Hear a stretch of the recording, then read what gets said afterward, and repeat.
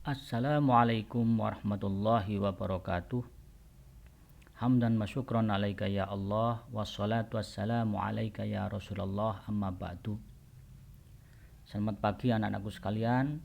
Bagaimana keadaanmu hari ini? Semoga kita semuanya dalam keadaan sehat walafiat. Oke, anak-anakku sekalian, pada pembahasan kali ini sebelum kita mulai, mari kita awali dengan bacaan Al-Quran. Mudah-mudahan apa yang kita pelajari bermanfaat bagi kita semuanya. Biridhoillah. Al-Fatihah.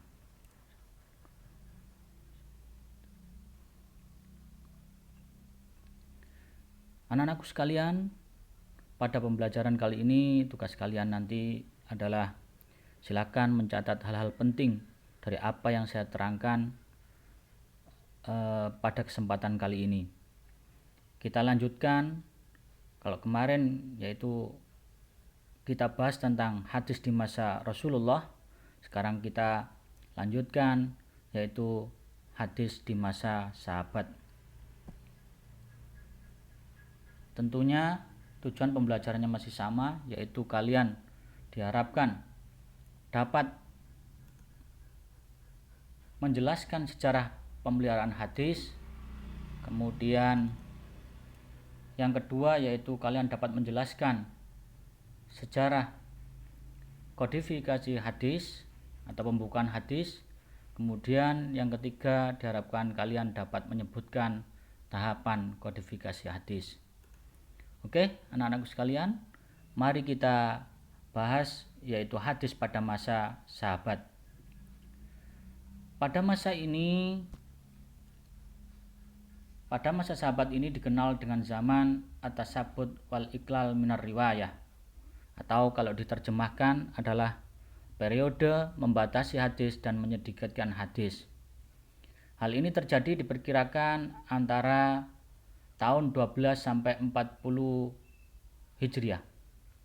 Kenapa ini dilakukan? Karena para sahabat pada periode ini lebih berkonsentrasi terhadap pemeliharaan dan penyebaran Al-Quran, sehingga berakibat periwayatan hadis pada masa ini kurang mendapat perhatian.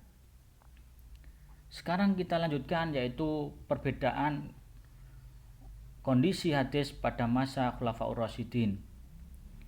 Yang pertama yaitu di masa Abu Bakar Siddiq.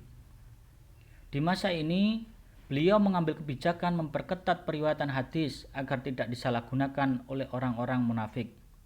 Kita tahu bahwasanya pada zaman Nabi saja sudah ada orang-orang yang munafik atau banyak orang-orang yang murtad dan lain sebagainya pada waktu zaman Nabi sampai zaman Abu Bakar pun, bahkan ada Nabi palsu dan lain sebagainya.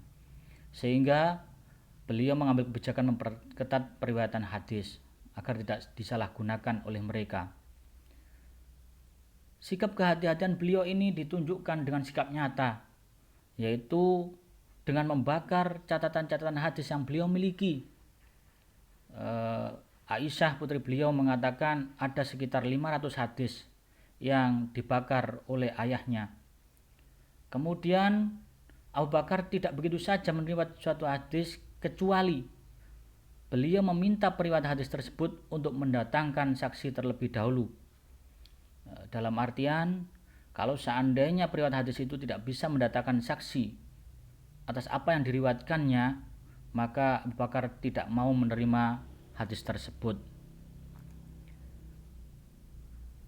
Sehingga hadis yang diriwayatkan oleh Abu Bakar ini relatif sedikit. Ini disebabkan karena apa? Karena yang pertama beliau sibuk ketika menjabat sebagai khalifah. Kita tahu pada zaman Khalifah Abu Bakar ini terjadi beliau disibukkan dengan memerangi nabi palsu, orang yang enggan membayar zakat, dan yang ketiga adalah orang-orang murtad. Kemudian yang kedua, kebutuhan akan hadis tidak sebanyak pada zaman sesudahnya. Karena kita tahu pada zaman itu wilayah Islam masih belum begitu luas, sehingga kebutuhan hadis tidak sebanyak masa-masa setelahnya. Kemudian yang ketiga, jarak antara meninggalnya beliau dengan meninggalnya Nabi sangat singkat. Hal inilah yang menyebabkan hadis yang diriwayatkan oleh Abu Bakar ini relatif sedikit sekali. Kemudian yang kedua yaitu di masa Khalifah Umar bin Khattab. Ini juga sama, beliau tunjukkan sikap kehati-hatian dalam menerima riwayat suatu hadis. Beliau tidak mau menerima suatu riwayat apabila tidak disaksikan oleh sahabat yang lain, atau setidaknya periwayat berani disumpah. Kenapa ini dilakukan? Tujuannya adalah yang pertama yaitu agar kaum muslimin berhati-hati dalam meriwayatkan hadis. Kemudian yang kedua, supaya perhatian mereka terhadap Al-Quran tidak terganggu. Yang ketiga yaitu untuk menghalangi orang yang tidak bertanggung jawab melakukan pemalsuan hadis. Di sini dikatakan tadi dikatakan bahwasanya tujuannya Umar melarang ya, atau memperbanyak dalam periwayatan hadis ini adalah agar kaum muslimin berhati-hati dalam meriwayatkan hadis, juga agar perhatian terhadap Al-Quran tidak terganggu. Kenapa demikian? Hal ini bisa dipahami karena naskah Al-Quran pada waktu itu masih sangat terbatas jumlahnya dan belum menyebar ke daerah-daerah kekuasaan Islam.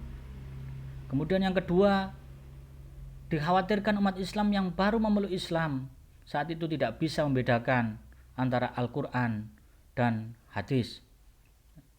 Itulah kenapa Sayyidina Umar berhati-hati dalam atau mengambil kebijakan sikap hati-hati dalam periwayatan hadis. Kemudian yang ketiga yaitu pada masa Utsman bin Affan. Pada masa Utsman bin Affan, sikap hati-hati dalam masa ini masih dipegang erat oleh Utsman bin Affan. Tetapi usaha beliau tidak setegas yang dilakukan oleh Umar bin Khattab. Tentunya sikap kehati-hatian ini berpengaruh kepada banyak sedikitnya hadis yang diriwayatkan oleh beliau. Hal ini terbukti bahwasanya Ahmad bin Hambal itu meriwayatkan hadis yang diriwayatkan oleh Utsman bin Affan tidak lebih dari 40 buah hadis. Pada zaman ini kegiatan meriwayatkan hadis lebih banyak dikarenakan yang pertama yaitu pribadi Utsman yang tidak sekeras Umar, sehingga tidak begitu, walaupun hati-hati tapi tidak sebegitu ketat yang dilakukan. Kemudian yang kedua, semakin luasnya wilayah Islam sehingga mengakibatkan bertambahnya kesulitan pengendalian periwayatan hadis secara ketat.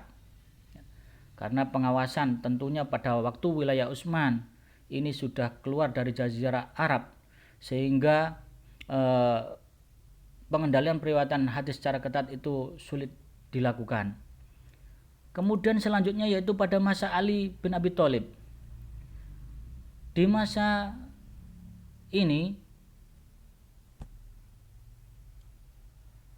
sikap kehati-hatian dalam meriwayatkan hadis tetap menjadi prinsip utama. Beliau atau Sayyidina Ali ini bersedia menerima hadis apabila periwayat tersebut mengucapkan sumpah bahwa hadis tersebut benar-benar dari Nabi. Hanya saja ketika orang-orang itu dipercayai oleh Ali, maka Ali pun tidak memintanya untuk bersumpah. Sehingga fungsi sumpah dalam periwayatan hadis bagi Ali tidak menjadi syarat mutlak keabsahan periwayatan suatu hadis. Ali bin Abi Thalib, kita tahu beliau adalah sahabat yang cukup banyak meriwayatkan hadis. Hadis-hadis yang diriwayatkan Ali dalam bentuk tulisan ini berkisar tentang hukuman denda ataupun diat, pembebasan orang Islam yang ditawan orang kafir, dan larangan melakukan hukuman qisas terhadap orang Islam yang membunuh orang kafir. Di masa ini terjadi pergolakan politik. Mungkin kalian sudah tahu apabila kalian sudah belajar sejarah kebudayaan Islam, di mana pada zaman Ali ini terjadi peperangan antara pendukung Ali dan Muawiyah, sehingga pada akhirnya mendorong pihak-pihak tertentu atau dari golongan pendukung masing-masing untuk melakukan pemalsuan hadis. Jadi intinya karena pendukung Ali dan Muawiyah atau kefanatikan pada masing-masing pendukungnya terhadap pemimpinnya, sehingga akhirnya pada masa ini banyak memunculkan hadis-hadis palsu. Kiranya cukup sekian pembahasan kali ini.